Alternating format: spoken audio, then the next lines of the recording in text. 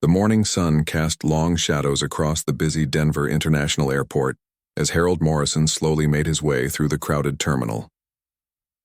At 78 years old, Hank moved with the careful steps of a man who had seen too many battles, both on foreign soil and in his own body. His weathered hands gripped a wooden cane that told its own story, carved from military-issued wood during quiet moments in Korea, when young soldiers found ways to pass time between the chaos. Hank's duffel bag hung heavy on his shoulder, the same olive-green canvas that had traveled with him across an ocean decades ago. The bag looked almost as old as he felt, with patches sewn over tears and handles worn smooth from countless journeys. Inside were his best clothes, carefully folded by hands that still remembered how to make hospital corners on a bed, even when arthritis made simple tasks feel like missions. The airport buzzed with the energy of travelers rushing to catch flights, families saying goodbyes and business people talking loudly into their phones. Everyone seemed to move with purpose and speed, while Hank took his time, pausing occasionally to catch his breath or adjust his grip on the cane. His hearing wasn't what it used to be, a gift from artillery fire in Korea that kept giving long after the war ended. The constant hum of conversations and announcements created a wall of sound that sometimes made him feel lost in his own country. Pinned to his faded blue jacket were 3 small medals that most people wouldn't recognize. They weren't flashy or colorful, just simple pieces of metal that represented moments when a young man from small-town America had answered his country's call. The Korean Service Medal sat next to the Combat Infantryman badge, and beside that a Purple Heart that came with memories he still tried not to think about on quiet nights. Hank was traveling to Los Angeles for his grandson's wedding. Tommy, his daughter's boy who had grown up to become a teacher and was marrying a nice girl he'd met at college. It was Hank's first time on a plane in over 10 years. The last flight had been to his wife's funeral in Phoenix, a trip he preferred not to remember. But Tommy had specially asked him to come, even offering to pay for the ticket, and Hank couldn't say no to the boy who used to sit on his lap and listen to cleaned-up stories about his army days. The ticket in Hank's pocket was for a budget airline, nothing fancy, but it would get him where he needed to go. He'd checked in online with help from his neighbor's granddaughter, who had patiently walked him through the process twice to make sure he understood. The confirmation email was printed and folded neatly in his wallet, along with his military ID and a photo of Tommy in his high school graduation cap. As Hank made his way through the terminal, he noticed how different everything looked from his last flight. Screens everywhere showed departures and arrivals. People stared at small devices in their hands, and security seemed much more complicated than he remembered. But he'd navigated stranger territories before, and he was determined to make this journey without asking for help unless absolutely necessary. Behind him, though he didn't notice, a man in dark sunglasses and a worn baseball cap had been observing the flow of people through the airport.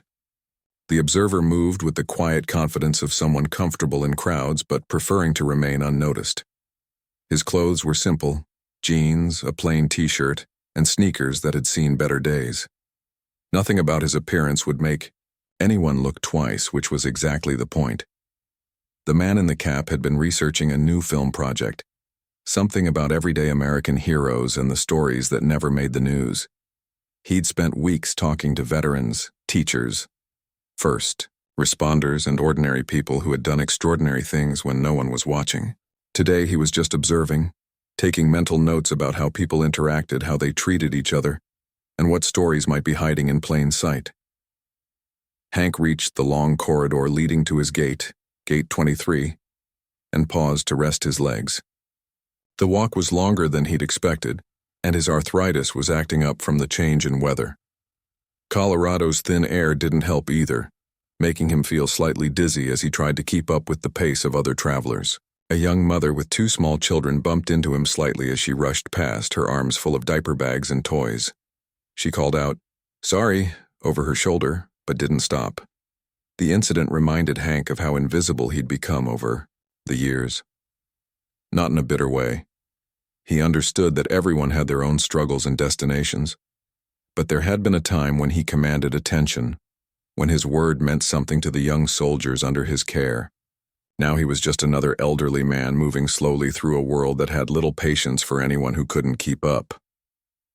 As he continued toward his gate, Hank passed a small coffee shop where a group of young people in military uniforms sat, talking and laughing. They looked so young to him, hardly older than he'd been when he first put on the uniform. One of them, a female soldier with sergeant stripes, caught his eye and nodded respectfully when she noticed his medals. The simple gesture meant more to Hank than she could have known. The terminal grew more crowded as the morning progressed, and Hank found himself surrounded by the usual mix of business travelers, families on vacation, and college students heading home or back to school. Most people were polite enough, stepping aside when they saw his cane, but he could sense their impatience when he took too long to navigate around obstacles or needed a moment to understand an announcement. Gate 23 was still a few minutes away, when Hank decided to sit down on one of the metal chairs bolted to the floor. His legs needed a break and he wanted to double-check his boarding pass one more time. The paper was slightly crumpled from being handled so much, but the information was clear. Seat 27B, boarding group 3, departure time 11:45 a.m. The man in the baseball cap had noticed Hank's slow progress and found himself curious about the older gentleman's story. There was something about the way Hank carried himself, tired but dignified, slow but determined, that spoke of character forged through experience. The observer had learned to spot authentic people in a world full of pretense, and everything about Hank seemed genuine. As Hank stood up to continue his journey to the gate, he felt a familiar tightness in his chest, not from his heart, which the doctors said was still strong, but from the anxiety that came with being out of his comfort zone. Flying used to be routine when he was younger, but now it felt like venturing into unknown territory. Still, Tommy was counting on him, and Hank had never been one to let family down. The final stretch to Gate 23 took him past a small military memorial display that made him pause. Photos of service members from different eras looked out from behind glass, their faces young and serious. Hank recognized the look, the same expression he'd worn in his own military portrait, the one his wife had kept on her dresser until the day she died. Standing there looking at those faces, Hank didn't notice that the man in the baseball cap had also stopped, watching him with increasing interest. Something about this moment, an aging veteran paying quiet respect to fallen comrades in a busy airport, struck the observer as the kind of authentic human moment that his upcoming film project was trying to capture. Gate 23 was finally in sight, and Hank could see other passengers already gathering for boarding.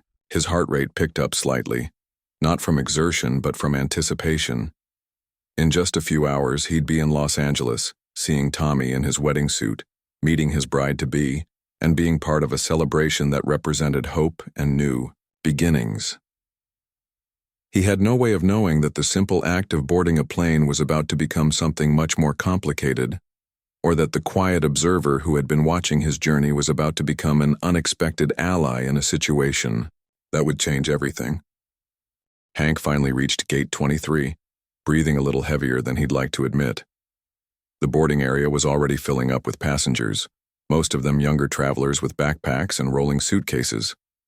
He found an empty seat near the gate counter and carefully lowered himself down, placing his wooden cane against his knee and his old duffel bag at his feet. The gate agent behind the counter was a man in his early 30s named Derek, wearing the airline's blue uniform shirt and a name tag that caught the fluorescent light.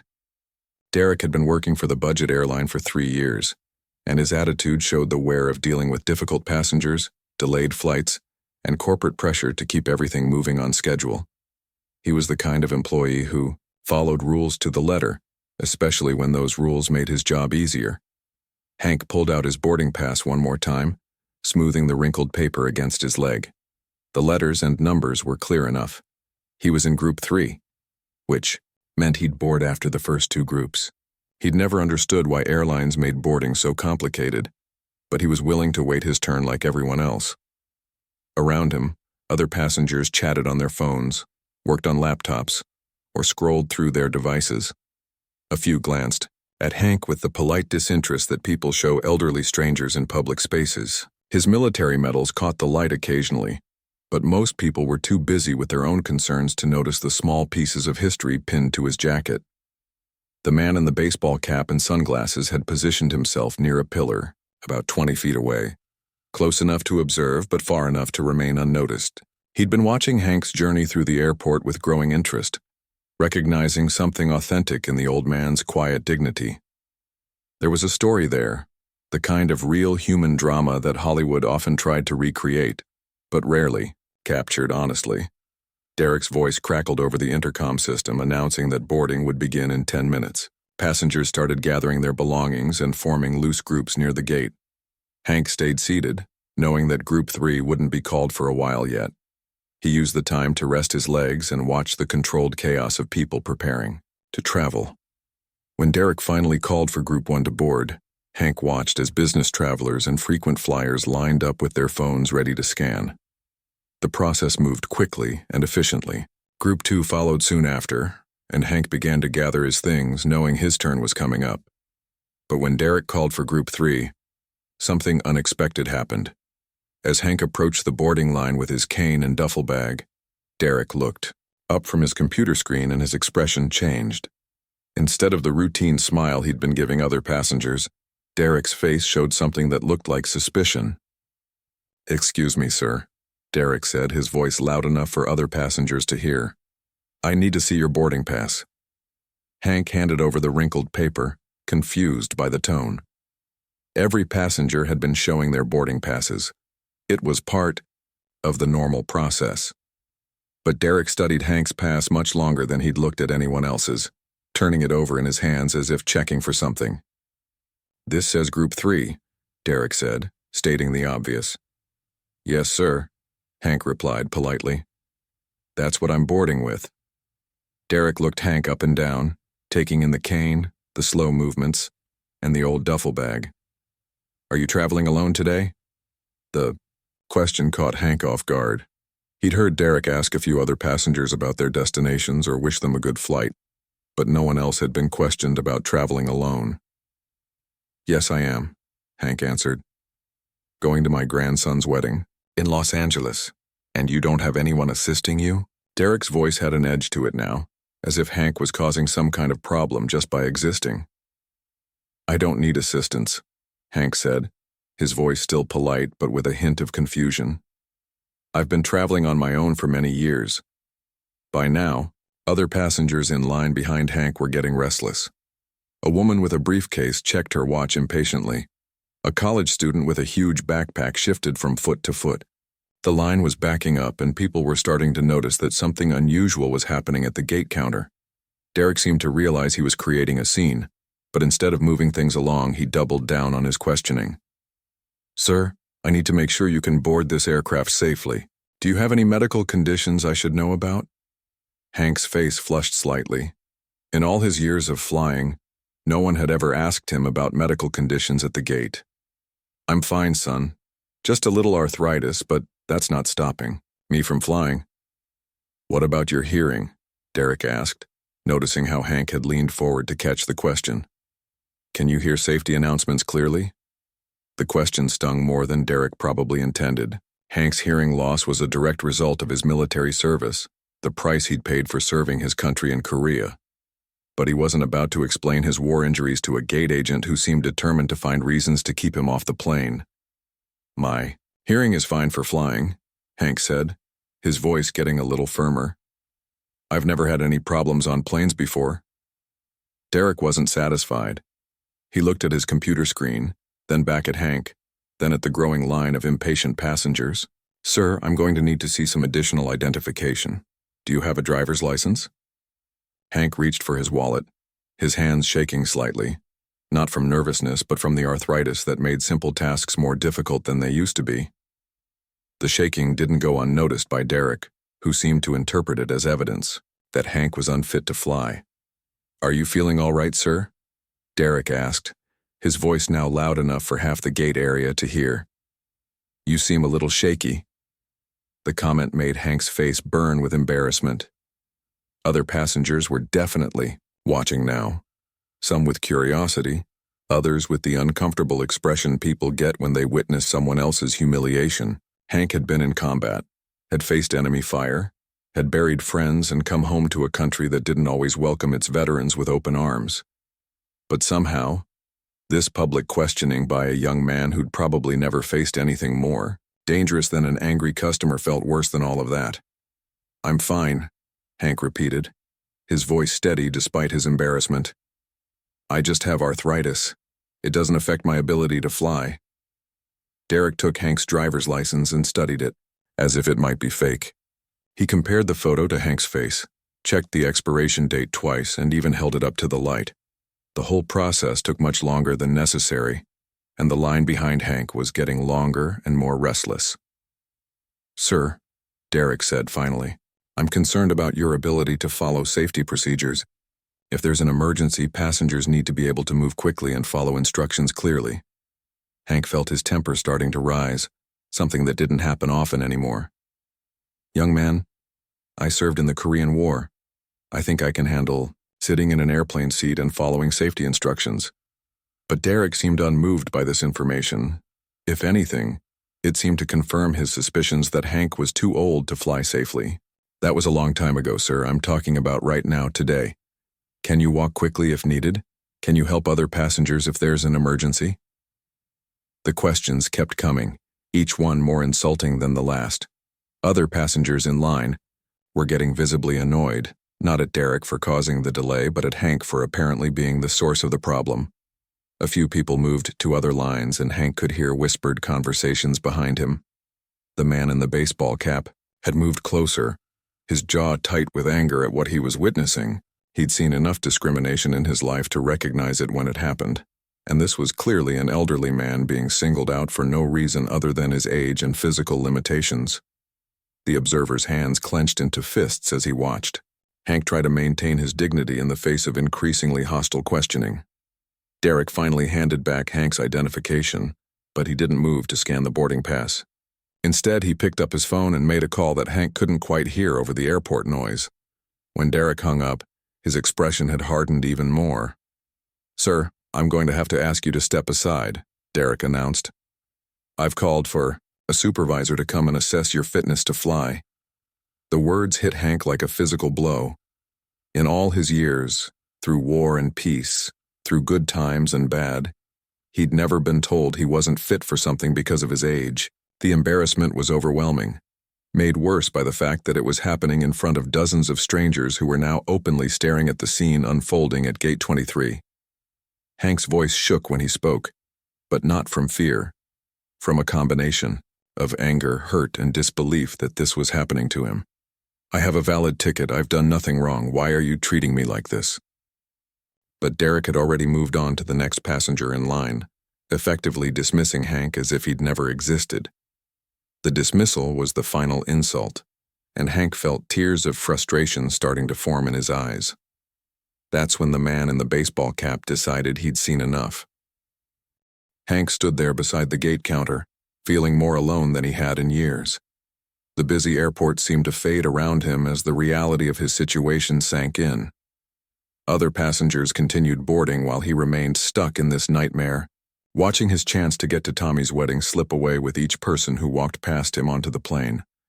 Derek had moved on to processing other passengers as if nothing had happened, occasionally glancing over at Hank with the satisfied look of someone who believed he'd done his job correctly. The supervisor Derek had called hadn't arrived yet, but Hank could see airport security officers walking in his direction, their uniforms and serious expressions making other travelers step aside. The elderly veteran's hands trembled as he gripped his wooden cane tighter. The trembling wasn't from fear. Hank had faced much worse situations in Korea, but from a mixture of anger, frustration, and the kind of deep hurt that comes when you realize the country you served doesn't seem to value your sacrifice anymore. He thought about Tommy waiting for him at the wedding, about the promise he'd made to be there, about how he'd let his grandson down through no fault of his own. Around Gate 23, the atmosphere had grown uncomfortable.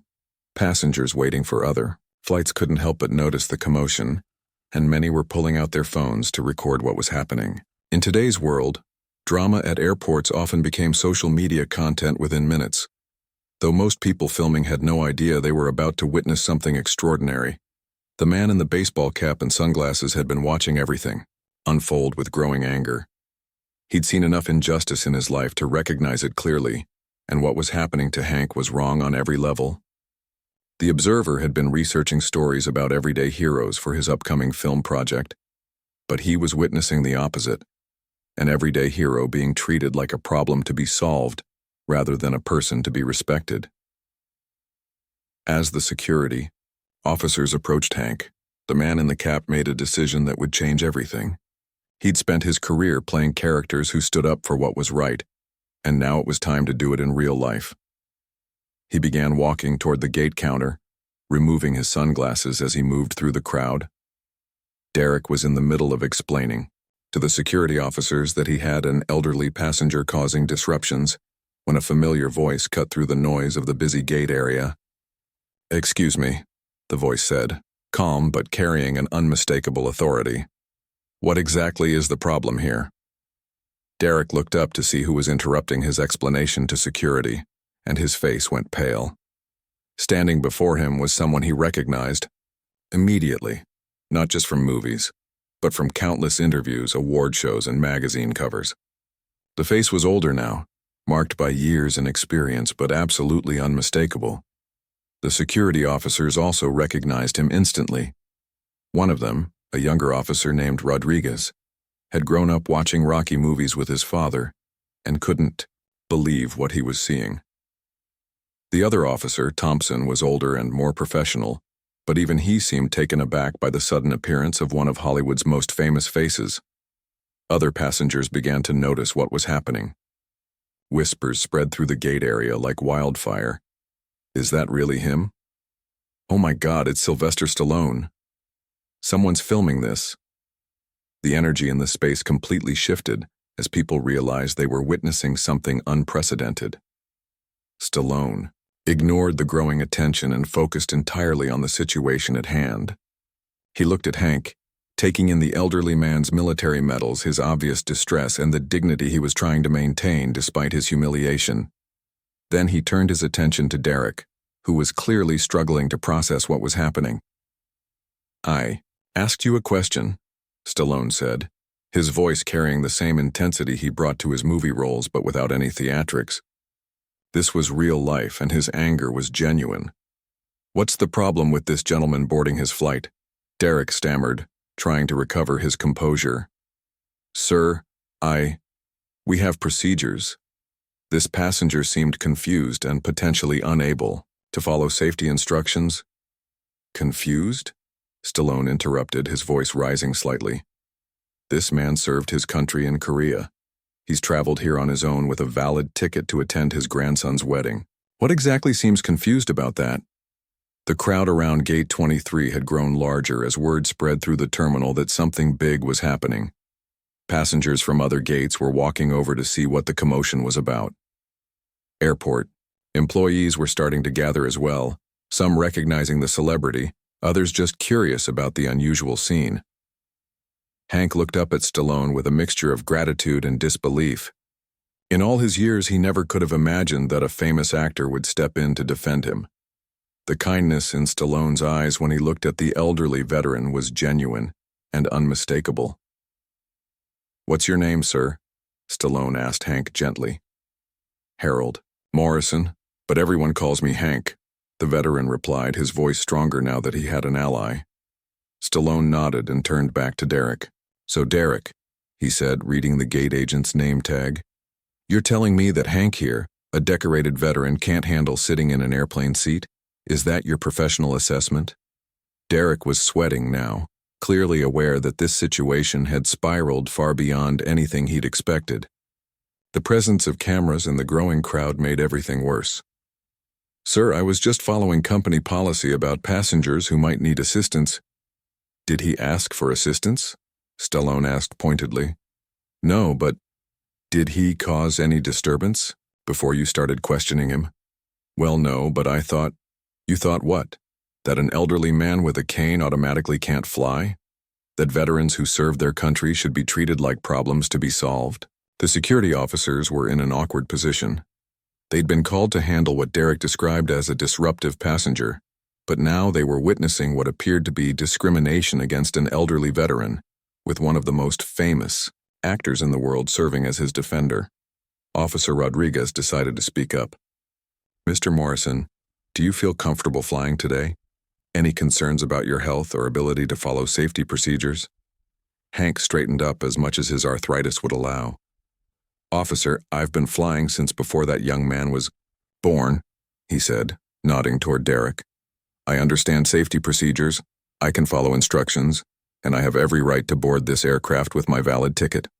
Stallone smiled at Hank's response, then addressed the crowd that had gathered.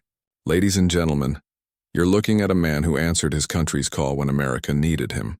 Harold Morrison served in the Korean War, came home, raised a family, and today he just wants to fly to Los Angeles to see his grandson get married. Is that too much to ask?" The crowd murmured in agreement, and several people began clapping. Someone shouted, "Thank you for your service," toward Hank, and others joined in. The tide of public opinion was clearly turning against Derek and the airline. Derek's supervisor, a woman named Patricia, who had been trying to reach the gate for the past 10 minutes, finally arrived to find herself in the middle of a media circus. She immediately recognized Stallone and realized that whatever was happening here was about to become very public very quickly. "What's the situation?" Patricia asked, though she could see phones recording from multiple angles and knew that whatever had happened was already beyond her control. Stallone turned to Patricia with the same intensity he'd shown Derek. "Your employee here decided that this veteran wasn't fit to fly based on nothing more than his age and the fact that he uses a cane. I'd like to know if that's official airline policy or just personal prejudice." Patricia looked at Derek, who was clearly hoping the ground would open up and swallow him. She looked at Hank, standing there with quiet dignity despite everything he'd been put through. She looked at the crowd of passengers, many of whom were openly recording the confrontation, and she looked at Stallone, whose presence guaranteed that this incident would be national news within hours. The supervisor realized that the airline was facing a public relations disaster of epic proportions.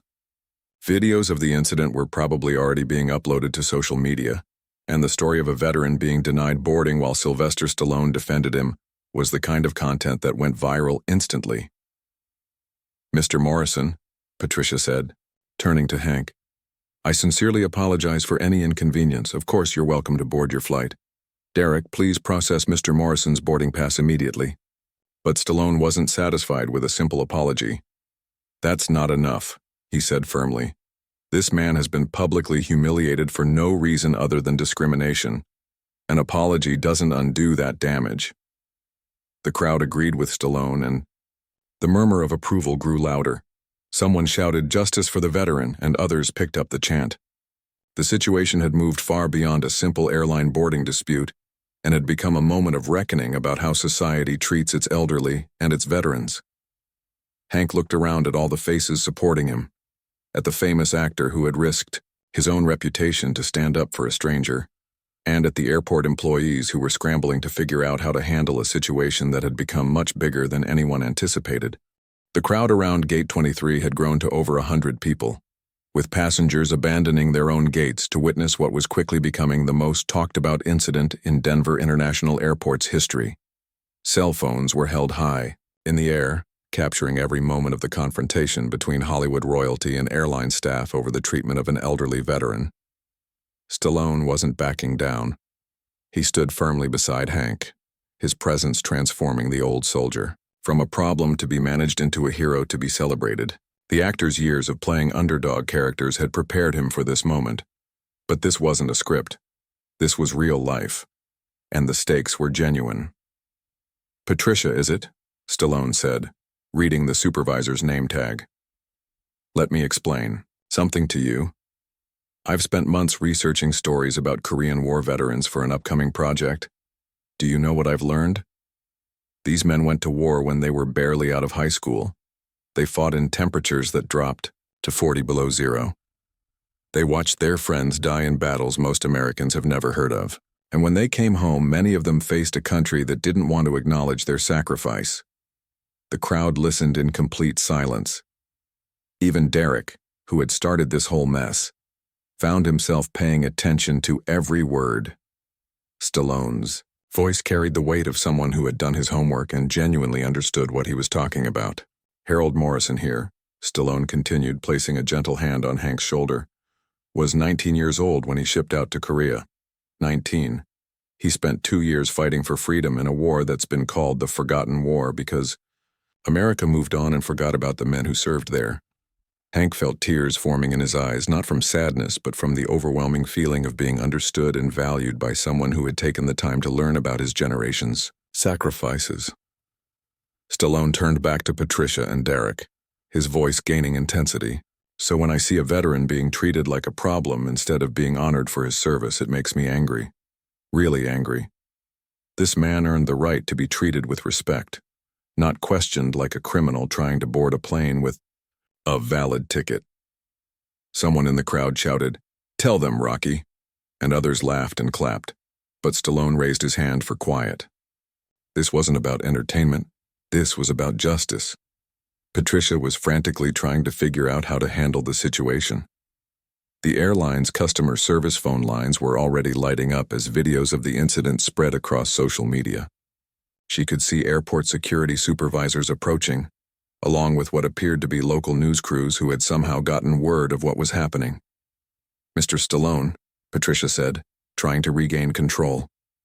"We absolutely respect Mr. Morrison's service and we want to resolve this situation. We can upgrade him to first class and—" "This isn't about upgrades," Stallone interrupted. "This is about basic human dignity. Your employee made assumptions about this man based on his age and his need for a walking stick. Would you have questioned a younger passenger the same way?" Derek, who had been trying to make himself invisible during this exchange, finally spoke up. "I was just following procedure. We have to make sure passengers can handle emergencies." Stallone's attention snapped to Derek like a laser. "Show me the procedure that says elderly passengers with canes need special screening. I'll wait." Derek opened his mouth, but no words came out. There was no such procedure, and everyone knew it. He had made assumptions and acted on personal bias, not company policy. The situation was getting more complicated by the minute. A local news crew had arrived and was setting up equipment. Airport administrators were huddling together, trying to figure out how to handle a public relations nightmare that was getting worse every second. Hank, who had been quietly listening to everything, finally spoke up. His voice was stronger now, backed by the support of Stallone and the crowd. "I just want to get on my plane and go to my grandson's wedding. I've never caused trouble for anyone, and I don't understand why this young man decided I was a problem that needed solving." The simple dignity in Hank's words hit everyone listening. This wasn't about celebrity drama or social media content. This was about an elderly man who just wanted to travel to a family celebration and had been treated unfairly for no good reason. Stallone pulled out his own phone and started recording. "I want everyone to see this," he announced to the crowd. "This is Harold Morrison, Korean War veteran, Purple Heart recipient, and grandfather who's trying to get to a wedding. And this is how one airline decided to treat him today." The power dynamic shifted completely. Now Derek and Patricia were the ones being recorded and judged, while Hank was being celebrated as the hero he had always been, but that society had forgotten to acknowledge. A woman in the crowd shouted, "We support you, Mr. Morrison." Others joined in with similar encouragements. An active duty soldier in civilian clothes approached and shook Hank's hand, thanking him for his service. The whole scene was being captured from multiple angles, ensuring that the story would reach far beyond Denver International Airport. Patricia realized that the situation was completely beyond her authority to handle. She made a quick phone call to airline headquarters, speaking urgently into her phone while trying to stay out of camera range. But there was nowhere to hide. This was happening in full view of hundreds of people, and the story was already spreading across the internet. The local news reporter, a sharp woman in her 30s named Linda Chen, managed to get close enough to interview Stallone. "Can you tell us what happened here?" she asked, holding out a microphone. Stallone looked directly into the camera. "What happened here is that a veteran who served his country with honor was discriminated against by an airline employee who made assumptions based on age and disability. Harold Morrison fought for this country's freedom, and today he was denied. the basic freedom to travel on a plane he had paid for. The interview was being broadcast live on local television, but Stallone knew it wouldn't stay local for long. Stories like this spread nationally within hours in today's connected world. "What do you want to see happen now?" Linda asked. "I want to see Mr. Morrison treated with the respect he deserves," Stallone replied. "And I want to see this airline take responsibility for what happened here today. This isn't just about one passenger or one flight. This is about how we treat our veterans and our elderly citizens." Behind the cameras, airline executives were making frantic phone calls. The company's stock price was already starting to drop. As news of the incident spread, social media was exploding with outrage, and the hashtag #RyingStandWithHank was beginning to trend nationally. Derek had gone from feeling like he was doing his job correctly to realizing that he might have just ended his career. The confident gate agent who had questioned Hank's fitness to fly was now pale and shaking, understanding that his actions were being viewed by millions of people as discriminatory and wrong. Hank stood in the middle of it all, overwhelmed by the attention, but grateful for the support. He had gone from feeling invisible and dismissed to being the center of a national conversation about respect, dignity, and how America treats its heroes. The boarding process for Hank's original flight had been suspended while the situation was resolved. Other passengers were being rebooked on later flights, but nobody seemed to mind. They were witnessing history in the making, and many felt honored to be part of a moment when someone finally stood up for what was right. Airport security had cordoned off the area around Gate 23, but they weren't trying to break up the gathering. Even they could see that this was bigger than a simple airline dispute. This was about justice, and shutting it down would only make the situation worse. As the crowd continued to grow and the media attention intensified, it became clear that what had started as one man's attempt to board a plane had become something much larger. A national moment of reckoning about how America treats its veterans and whether the promises made to those who serve are actually kept. The revelation wasn't just about Stallone's identity or his decision to intervene. The real revelation was that it had taken a Hollywood celebrity to ensure that a war hero received basic human dignity. That said something profound about American society, and everyone present understood they were witnessing a moment that would be remembered and discussed for years to come. Within 30 minutes of the first video being posted online, the hashtag #DyingStandWithHank was trending #1 on social media platforms across the country. The footage of Sylvester Stallone defending an elderly veteran at Denver International Airport had been shared millions of times, with comments pouring in from veterans, active military personnel, celebrities, and ordinary citizens who were outraged by what they had witnessed. The airline's headquarters in Atlanta was in complete crisis mode. The CEO, Robert Williams, was pulled out of a board meeting to deal with what his communications team was calling the worst public relations disaster in company history. Customer service phone lines were jammed with angry callers demanding justice for Hank. The company's social media accounts were flooded with negative comments, and their stock price had dropped 15% in just 1 hour.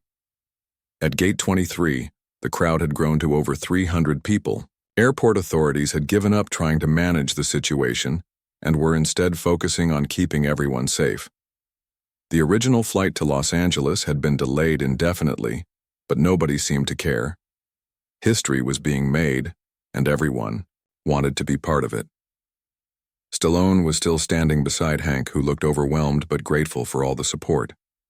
The elderly veteran had gone from feeling like an unwanted problem to being celebrated as a hero, and the emotional weight of it all was evident on his weathered face. A second news crew arrived, this one from a national network. Within hours, the story would be leading the evening news broadcasts across America. The reporter, James Murphy, approached Stallone for another interview. "Mr. Stallone, this story is resonating with people all across the country," Murphy said. "What do you think this says about how we treat our veterans?" Stallone looked thoughtful before answering. "I think Harold's experience today is unfortunately not unique. How many elderly veterans are questioned, dismissed, or treated poorly every day when nobody's watching? How many of them suffer in silence because they don't want to cause trouble? This shouldn't have taken a celebrity intervention to resolve. Basic human decency should have been enough." The interview was broadcast, live on national television, reaching millions of viewers who were just learning about the incident. Social media exploded again as people shared their own stories of elderly relatives being mistreated or veterans being disrespected. Meanwhile, Hank's phone was ringing constantly. Tommy, his grandson, had seen the videos online and was frantically trying to reach his grandfather. When Hank finally answered, Tommy was nearly in tears. "Grandpa, are you okay? I saw what happened on the news. I can't believe they treated you like that." Hank's voice was shaky with emotion. "I'm fine, Tommy. This nice man, this actor fellow, he stood up for me. I think I'm going to make it to your wedding after all." "Grandpa, you're famous. Everyone's talking about you. They're calling you a hero." "I'm not a hero, son. I just wanted to get on a plane." But Tommy disagreed, and so did millions of other Americans who were watching the story unfold. The airline's CEO finally arrived at the airport, rushing through the terminal with a team of lawyers and public relations specialists. Robert Williams knew that his company's reputation was hanging by a thread, and he needed to do something dramatic to try to salvage the situation. When Williams approached the crowd at Gate 23, Stallone stepped forward to meet him. The two men faced each other while cameras captured every moment of their encounter. "Mr. Stallone, I'm Robert Williams, CEO of the airline," he said, extending his hand. "I want to personally apologize for what happened here today." Stallone shook his hand but didn't smile. "Don't apologize to me. Apologize to Harold Morrison, the man your employee discriminated against." Williams turned to Hank, who was sitting in a wheelchair that airport medical staff had brought over, when they noticed he was getting tired from standing so long. "Mr. Morrison, I am deeply sorry for the treatment you received today. What happened to you was completely unacceptable and does not represent our company's values." Hank looked up at the CEO with the same dignity he'd maintained throughout the entire ordeal. "I appreciate your apology, sir, but I hope you'll make sure this doesn't happen to other folks like me." Williams nodded earnestly. "I can promise you that. We're implementing immediate changes to our procedures and training, and I'd like to personally ensure that you get to your grandson's wedding in the most comfortable way possible." The CEO announced that Hank would be flown to Los Angeles in the airline's corporate jet, with Stallone invited to accompany him if he wished. The gesture was clearly meant for the cameras, but Hank appreciated it nonetheless. Derek, the gate agent who had started the whole incident, had been quietly escorted away by airline security. His employment was terminated effective immediately, though the airline claimed it was due to a violation of company policy rather than public pressure. Two other employees who had supported Derek's actions were also suspended pending investigation. News of the resolution spread. The crowd at Gate 23 began to cheer. Strangers hugged each other, veterans saluted Hank, and many people had tears in their eyes. It felt like a moment when justice had actually been served, when someone who deserved respect had finally received it. But the story was far from over. Within hours, veterans organizations across the country were organizing rallies to support Hank and bring attention to the broader issue of how elderly veterans are treated. The American Legion issued a statement thanking Stallone for his intervention and calling for better protections for aging service members. Hank's story also inspired action in Congress. Senator Patricia Valdez, herself a Navy veteran, announced plans to introduce legislation requiring airlines to provide sensitivity training, specifically focused on serving elderly passengers and veterans. The bill would be called the Harold Morrison Veteran Dignity Act. 3 days later, Hank sat in the front row at Tommy's wedding in Los Angeles, tears streaming down his face as he watched his grandson marry the love of his life. Stallone had, indeed, accompanied him on the corporate jet, and the two men had spent the flight talking about Hank's war experiences and Stallone's upcoming film project about Korean War veterans. During the flight, Stallone had made an offer that left Hank speechless. He wanted Hank to serve as a consultant on the film, helping to ensure that the veterans' stories were told accurately and with respect. More importantly, he wanted Hank to appear in the movie himself, sharing his real experiences with audiences around the world. "Your story matters, Harold," Stallone had said. "Not just what happened at the airport, but your whole story. Korea, coming home, raising a family, serving your community. That's the kind of heroism that doesn't make headlines but should. At the wedding reception, Tommy gave a speech that brought everyone to tears. He talked about his grandfather's service, his quiet heroism, and how proud he was to be Harold Morrison's grandson. He also thanked Stallone, who was sitting at the family table, for standing up for his grandfather when it mattered most. But perhaps the most meaningful moment came when Hank was approached by a young Marine in dress uniform who had heard about the incident and wanted to attend the wedding. The Marine, recently returned from deployment, saluted Hank and said, "Thank you for showing us how to carry ourselves with dignity, sir. You're an inspiration to all of us." 6 months later, the incident at Denver International Airport had sparked a national conversation about respect for veterans and elderly Americans. The airline had completely revamped its customer service training and had not had a single similar incident since. Derek had found work in a different industry, hopefully having learned something from his experience. Stallone's film about Korean War veterans was in production, with Hank serving as both consultant and actor. The movie would go on to win several awards and bring renewed attention to the forgotten war and the men who fought in it. But for Hank Morrison, the most important outcome was simpler. He had been reminded that he mattered, that his service meant something, and that there were still people in the world willing to stand up for what was right. At 78 years old, he had learned that it's never too late to be seen, to be valued, and to make a difference. The incident had started with one man trying to board a plane to attend his grandson's wedding. It ended with a national reminder that dignity and respect should never be forgotten, and that sometimes it takes an unexpected hero to ensure that justice is served.